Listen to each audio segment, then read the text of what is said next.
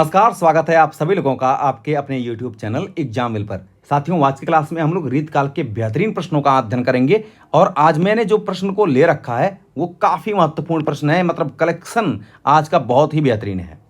रीत काल से संबंधित जो प्रश्न आपके बन सकते हैं, हालांकि ये रीत काल से संबंधित पहली वीडियो होगी। इसके बाद बहुत सारे ऐसे वीडियो हैं जो रीत काल के हम बनाएंगे। इसके बाद लगभग 1 या 2 वीडियो और बनाएंगे। ये पहला वीडियो होगा आपका रीत काल से, ठीक है। एक वीडियो है आपका, पहला वीडियो है। लेकिन इस वीडियो में हम आपको जो प्रश्न कराने वाले हैं वो काफी अच्छे प्रश्न हैं।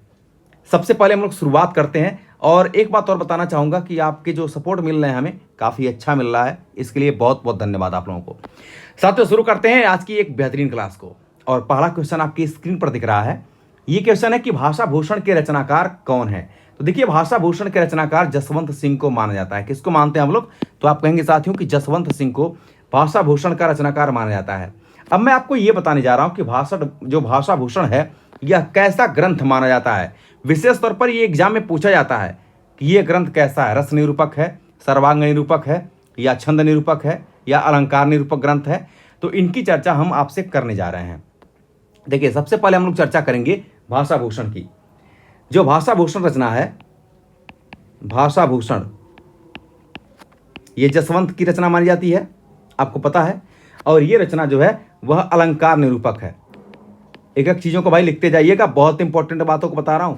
अलंकार निरूपक ग्रंथ है, अलंकार निरूपक ग्रंथ ये माना जाता है। कैसा ग्रंथ है? तो आप कहेंगे अलंकार निरूपक ग्रंथ माना जाता है। अब अलंकार निरूपक ग्रंथ कौन कौन से हैं, आइए थोड़ी सी इसकी चर्चा हम आपसे एक फ्लो में कर लेते हैं। उन ग्रंथों को जानते हैं और उनसे संबंधित कवियों को जानते हैं। तो लिख लेंगे अलंकार निरूपक ग्रंथ कौन कौन से हैं। सबसे पहले आप लिखिए यहां पर ललित ललाम। पहला ललित ललाम, सॉरी, ये हो जाएगा आपका ललित ललाम, ललित ललाम। भाई कॉपी पेन लेकर के बैठ जाइएगा, तब आप पढ़िएगा, अन्यथा मत पढ़िएगा, क्योंकि बहुत ही इंपॉर्टेंट तरीके से पढ़ा रहा हूं। एक ग्रंथ है अलंकार पंचाशिका, अलंकार पंचाशिका, पंचाशिका। ये दोनों रचनाएं अलंकार निरूपक हैं और ये दोनों रचनाएं किसकी हैं? तो आप कहेंगे मतिराम की हैं। किसकी हैं? मतिराम। मतिराम जो है वह रीत काल के कवि माने जाते हैं, ठीक है। इसके बाद दूसरे पॉइंट की बात करते हैं, शिवराज भूषण। शिवराज भूषण, शिवराज भूषण एक अलंकार ग्रंथ माना जाता है और ये भूषण की रचना है। किसकी है? भूषण की। रीत काल के ये लोग रीतबद्ध कवि माने जाते हैं, ध्यान रखेंगे। इसके बाद तीसरा पद्माभरण। पद्माभरण, पद्माभरण जो रचना है ये भी अलंकार निरूपक है और पद्माभरण साथियों पद्माकर की रचना है। किसकी है? तो आप कहेंगे पद्माकर की रचना मानी जाती है, पद्माकर की रचना है। भारती भूषण, चौथा है आपका भारती भूषण, अलंकार निरूपक ग्रंथ है और जो भारती भूषण रचना है यह रचना गिरधर दास की है। आप कहेंगे गिरधर दास की रचना मानी जाती है, ये गिरधर दास की रचना मानी जाती है। इसके बाद एक बात मैं और बताऊं कि जब हम लोगों ने यहां पर यह देखा कि ये ग्रंथ अलंकार निरूपक है, इसी प्रकार से ये जो कवि हैं, चाहे मतिराम की बात करें, चाहे भूषण की बात करें, पद्माकर की बात करें या गिरधर दास की बात करते हैं, ये सभी कवि अलंकार निरूपक कवि भी माने जाते हैं। कैसे कवि हैं? अलंकार निरूपक कवि। तो ये तो ग्रंथ की बात किया था कि भाषा भूषण कैसा ग्रंथ है, लेकिन अगर पूछ देगा कि जसवंत सिंह कैसे कवि हैं, अलंकार निरूपक हैं, छंद निरूपक हैं, रस निरूपक हैं, उपरोक्त में से एक से अधिक या कम, तो आप कहेंगे अलंकार निरूपक कवि ये माने जाते हैं। आगे बढ़ते हैं हम लोग अगले प्रश्न की तरफ। तो एक इंपॉर्टेंट प्रश्न आपका हल हुआ। अगला क्वेश्चन कह रहा है कि केशव कठिन काव्य का प्रेत है। केशव को कठिन काव्य का प्रेत किसने माना है? आचार्य रामचंद्र शुक्ल जी ने माना है। किसने माना है मेरे दोस्तों? इंपॉर्टेंट प्रश्न है और इसके माध्यम से हम आपको एक प्रश्न और बताने का प्रयास करेंगे। देखिए, कठिन काव्य का प्रेत आचार्य रामचंद्र शुक्ल, यहीं पर कर देता हूं। जो कठिन काव्य का प्रेत है आचार्य रामचंद्र शुक्ल ने माना है, लेकिन इन्होंने ही कठिन गद्य का प्रेत, कठिन गद्य का प्रेत किसको माना है? गद्य का प्रेत किसको माना है? तो आप कहेंगे कि डॉक्टर सच्चिदानंद, डॉक्टर सच्चिदानंद हीरानंद हीरानंद, वात्स्यायन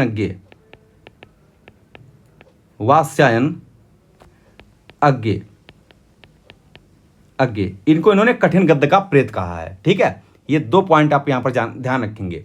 इसके बाद अगला पॉइंट है आपका कि रीत काल लगभग कितने वर्षों तक चला है।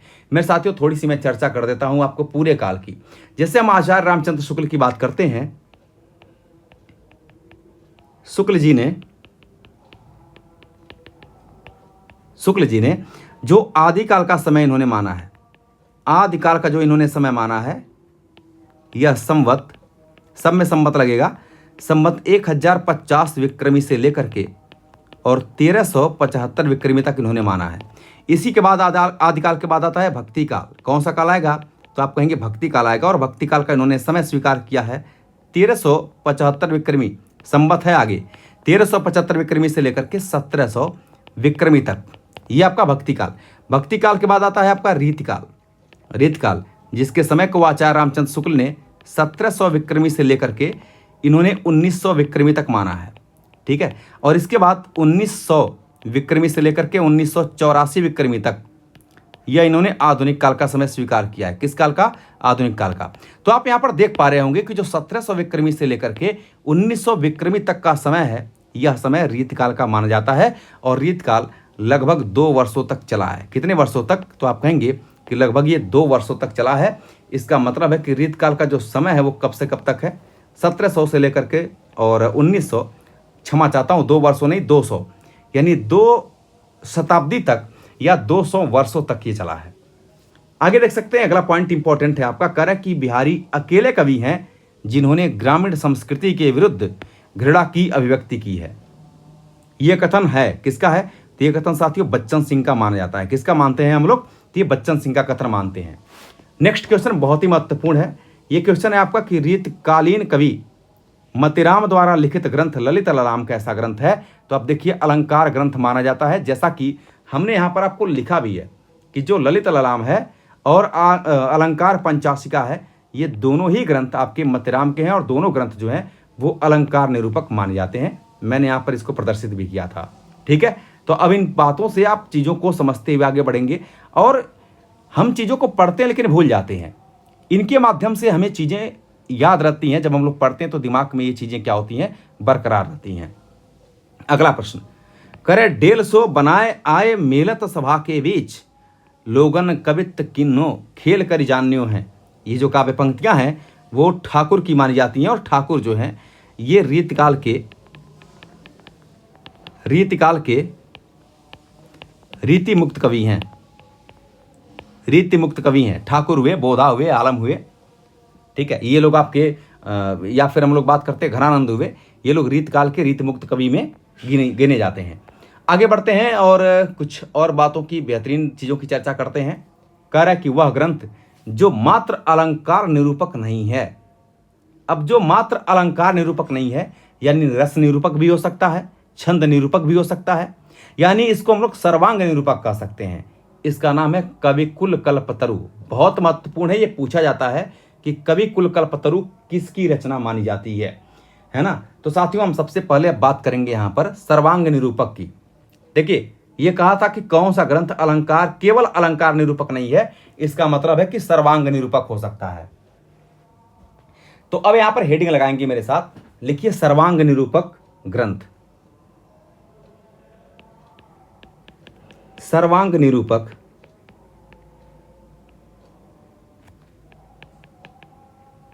ग्रंथ और कवि। सर्वांग निरूपक ग्रंथ और कवि, इनकी चर्चा हम लोग कर लेते हैं। ठीक है, जिसमें हम पहला ग्रंथ आपको लिखते हैं कविकुल कल्पतरु। कविकुल कल्पतरु। तो जो कविकुल कल्पतरु है, यह रचना आचार्य चिंतामणि की है। किसकी है? तो चिंतामणि की रचना मानी जाती है। ठीक है, यह रचना साथियों चिंतामणि की है, और यह रचना सर्वांग निरूपक ग्रंथ माना जाता है।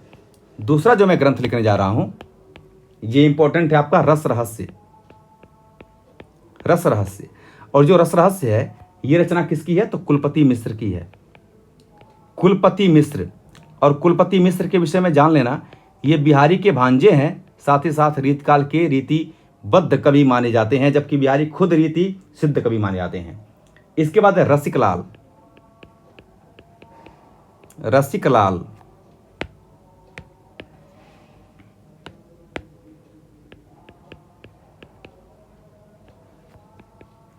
रसिक लाल तो रसिक लाल जो क्षमा चाहता हूं, रसिक रसाल, जो रसिक रसाल रचना है, ये लाल नहीं है, रसिक रसाल जो रचना है साथियों, जो रसिक रसाल रचना है, ये रचना कुमारमणि की है। किसकी है? तो आप कहेंगे कुमारमणि की रचना मानी जाती है। ठीक है। चौथी रचना शब्द रसायन। शब्द रसायन, शब्द रसायन यह देव की रचना है। किसकी है? तो देव, आचार्य देव की रचना है। देव रीतकाल के रीति सिद्ध रीति मुक्त, क्षमा चाहता हूं, ये रीतकाल के रीतिबद्ध परंपरा के कवि हैं, जबकि वहीं पर हम जब द्विज देव की बात करते हैं तो रीतकाल के रीति मुक्त कवि हैं। ध्यान रखना, देव इनके विषय में लिख लेना, यह रीतिबद्ध कवि हैं। कैसे कवि हैं? रीतिबद्ध कवि हैं। लेकिन यहीं पर साथियों जब हम लोग द्विज देव की बात करते हैं, हम द्विज देव की बात करते हैं, ये देव है केवल, तो द्विज देव की बात हम करते हैं तो द्विज देव जो है ये रीति मुक्त कवि माने जाते हैं। कैसे कवि हैं? तो आप कहेंगे यह रीति मुक्त कवि माने जाते हैं। आगे बढ़ते हैं, अगली रचना के विषय में जानते हैं। 5वां लिख लीजिएगा, रस पीयूष निधि। रस पीयूष निधि, और जो रस पीयूष निधि है ये सोमनाथ का ग्रंथ माना जाता है। सोमनाथ का ग्रंथ है।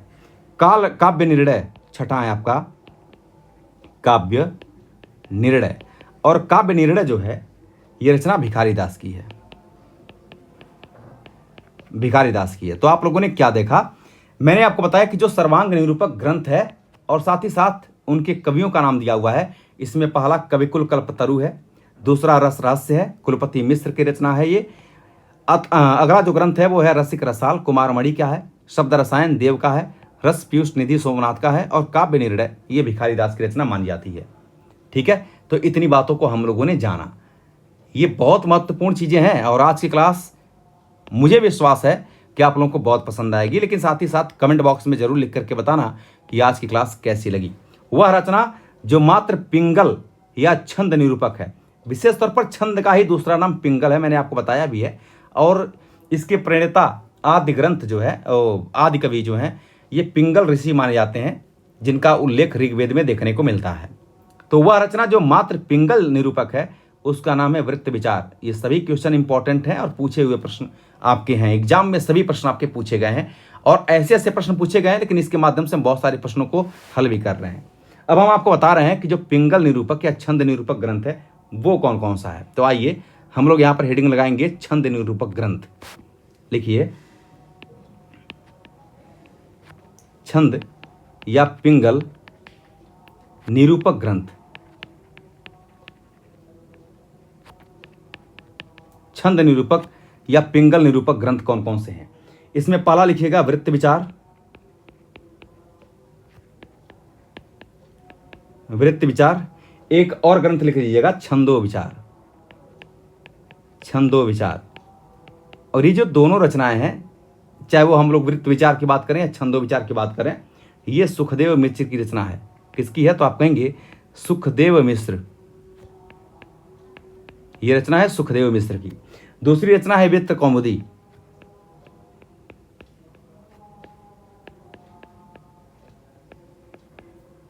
वृत्त कौमुदी, ठीक है, मतिराम। यह रचना किसकी मानी जाती है? मतिराम की। तीसरा है वृत्त तरंगिणी।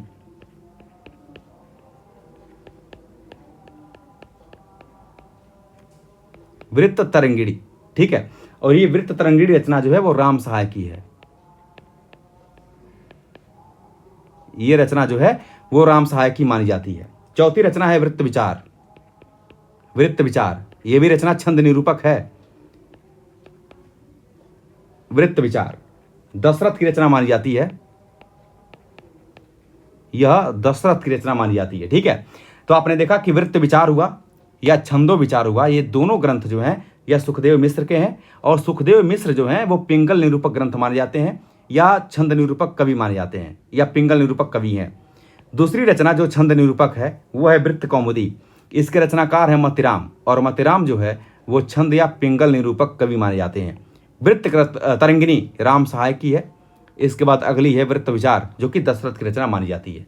बहुत आराम से पढ़ा रहा हूँ, बहुत इत्मीनान से पढ़ा रहा हूँ, और बहुत ही अच्छे तरीके से हम लोग पढ़ भी रहे हैं चीज़ों को। ठीक है, चलिए आगे बढ़ते हैं।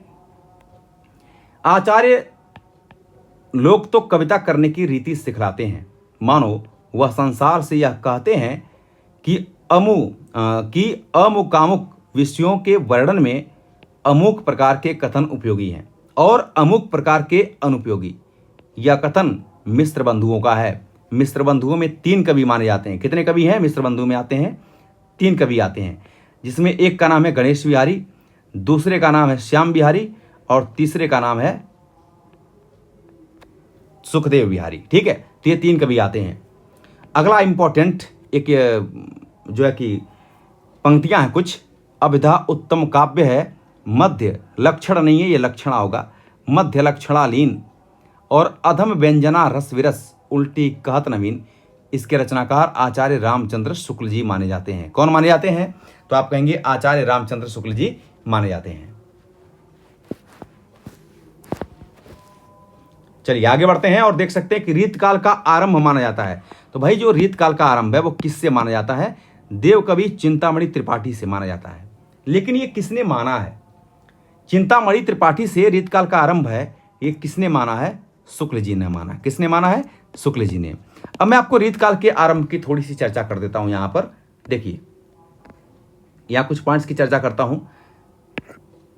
रीतकाल का आरंभ,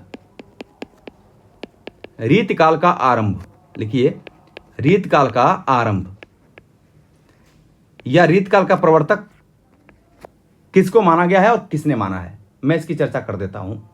देखिए, रीतकाल का आरंभ केशवदास से माना जाता है। केशवदास से माना जाता है। ये किसने माना है? तो ये माने हैं डॉक्टर नगेंद्र जी। डॉक्टर नगेंद्र जी हैं। साथ ही साथ आपके गणपति चंद्र गुप्त हैं। गणपति चंद्र गुप्त हैं। और एक नाम और आता है भगीरथ मिश्र का। किसका नाम आता है? तो आप कहेंगे भगीरथ मिश्र जी का आता है।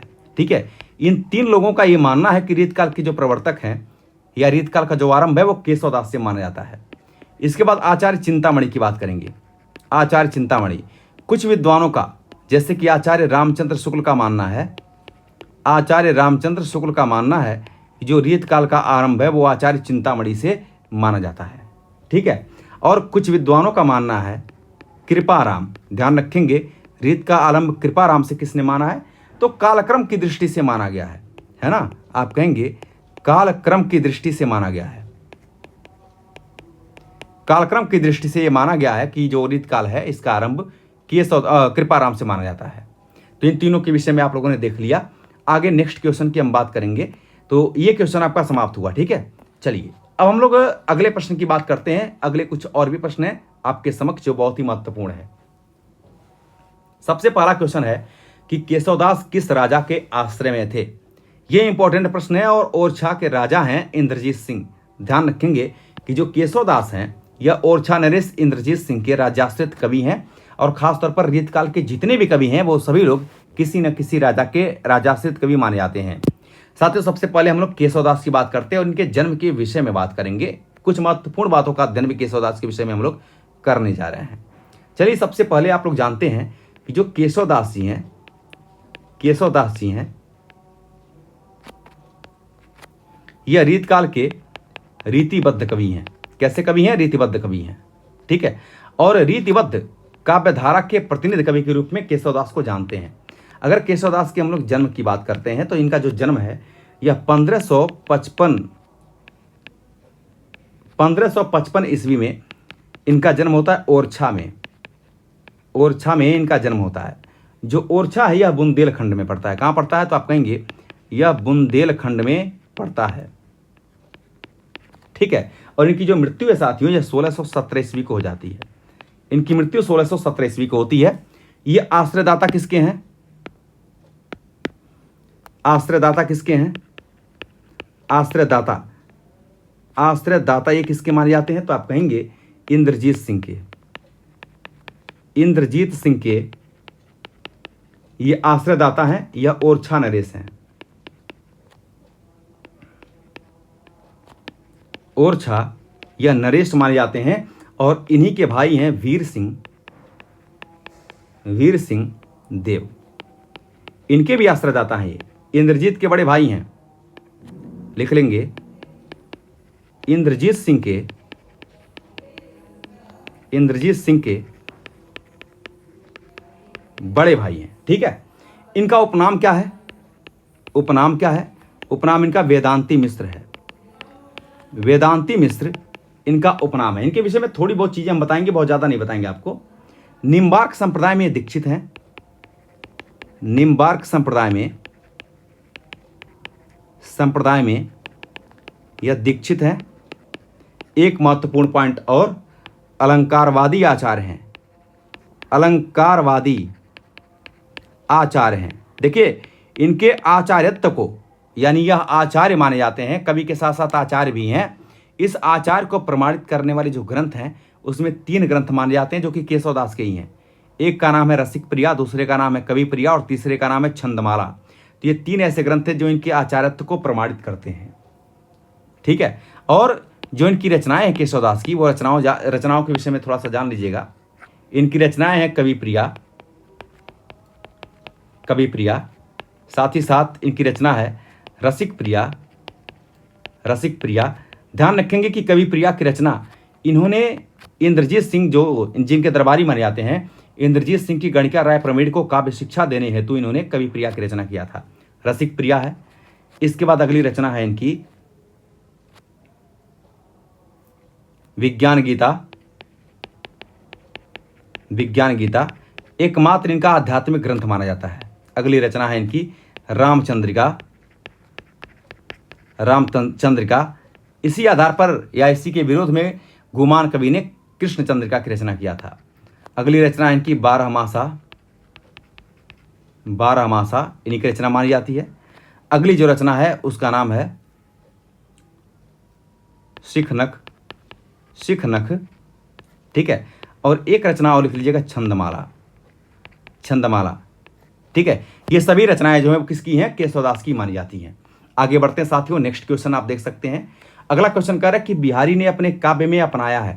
तो बिहारी ने अपने काव्य में केवल और केवल दोहा छंद को अपनाया है। मैं बार बार बताता रहता हूं, मैं इन चीजों को बार बार आपसे क्लास में बताता रहता हूं कि बिहारी ने अपने काव्य में केवल और केवल दोहा छंद को ही अपनाया है। जो बिहारी दास की रचना है इसके विषय में थोड़ा सा हम आपको बता देते हैं, इसके बाद चीजें स्पष्ट हो जाएंगी। देखिए, हम जब बिहारी की बात करते हैं तो पहले तो ये रीतकाल के रीति सिद्ध परंपरा के कवि हैं और बिहारी की एकमात्र रचना है जिसका नाम है बिहारी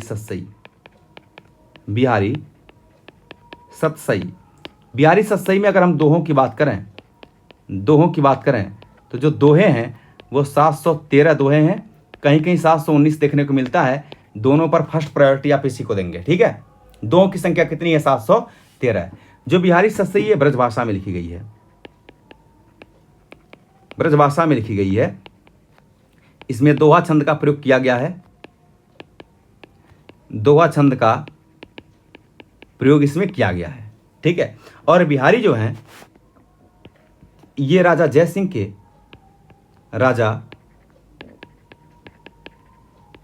के दरबारी कवि हैं।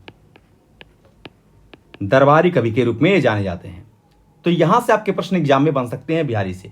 आगे बढ़ते हैं साथियों, नेक्स्ट क्वेश्चन हम लोग देखते हैं। अगला प्रश्न आपका कर रहा है, बहुत इंपॉर्टेंट प्रश्न है।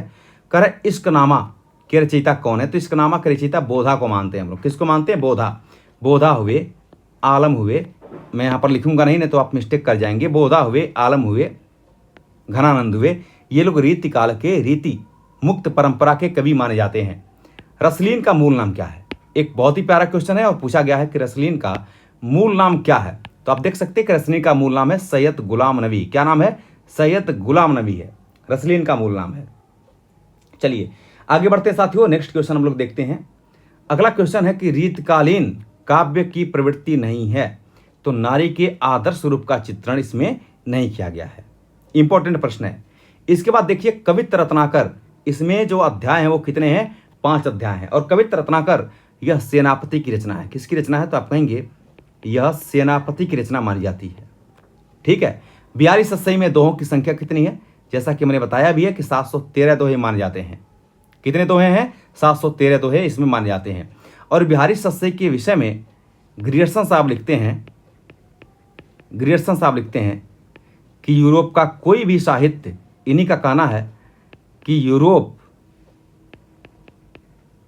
यूरोप का कोई भी साहित्य अकेले बिहारी सतसई का मुकाबला नहीं कर सकता। बिहारी सतसई का मुकाबला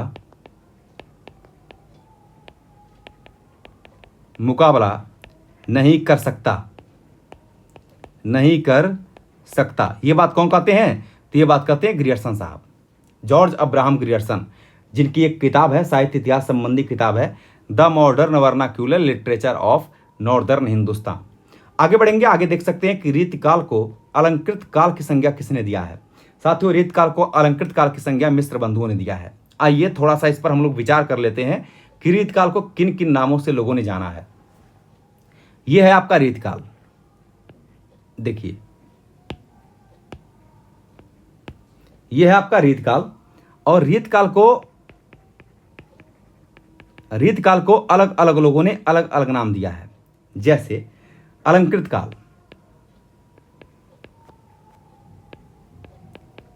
काल, तो रीतकाल को अलंकृत काल किसने कहा है? आप कहेंगे मिस्र बंधुओं ने कहा है। मिस्र बंधु ने इसको अलंकृत काल की संज्ञा दिया है। इसी रीतकाल को रीतिकाल किसने कहा है? रीतिकाल किसने कहा है? तो आप कहेंगे कि रामचंद्र शुक्ल ने कहा है। किसने कहा है? तो आप कहेंगे रामचंद्र शुक्ल जी ने रीतकाल को रीतकाल नाम दिया है। इसी रीतिकाल को श्रृंगार काल किसने कहा है? श्रृंगार काल किसने कहा है? तो आप कहेंगे विश्वनाथ प्रसाद मिश्र। विश्वनाथ प्रसाद मिश्र। और रीतकाल को कलाकाल की संज्ञा किसने दिया है? कलाकाल। रीतकाल को कलाकाल किसने कहा है? तो आप कहेंगे भगीरथ मिश्र ने कहा है। भगीरथ मिश्र जी ने कहा है। साथ ही साथ रमाशंकर शुक्ल रसाल ने कहा है। रमाशंकर शुक्ल रसाल ने रीतकाल को कलाकाल की संज्ञा दिया है। एक और देख लीजिए, रीतकाल को रीतिकाव्य किसने कहा है? रीतकाल को रीतिकाव्य की संज्ञा किसने दिया? तो आप कहेंगे जॉर्ज अब्राहम ग्रियर्सन साहब ने कहा है। इसको क्या कहा है? रीतिकाव्य कहा है। तो इस प्रकार से हम लोगों ने आज की क्लास में काफ़ी महत्वपूर्ण प्रश्न रीतकाल से हल किया है। ये क्वेश्चन आपके परीक्षा के दृष्टिकोण से अत्यंत महत्वपूर्ण है, और बहुत सारे ऐसे प्रश्न होंगे जिनसे आप अवगत ना हो, तो आप ध्यान रखेंगे कि नोट जरूर बनाएंगे, आप लोग इसको याद करेंगे, वीडियो को शेयर करते रहेंगे, लेकिन कुछ भी मत करिए, कमेंट बॉक्स में अपना कमेंट जरूर देना है कि आपको आज की वीडियो कैसी लगी। तो आज के लिए इतना ही, फिर मिलते हैं हम लोग अगली क्लास में कल। बहुत बहुत धन्यवाद, थैंक यू वेरी मच।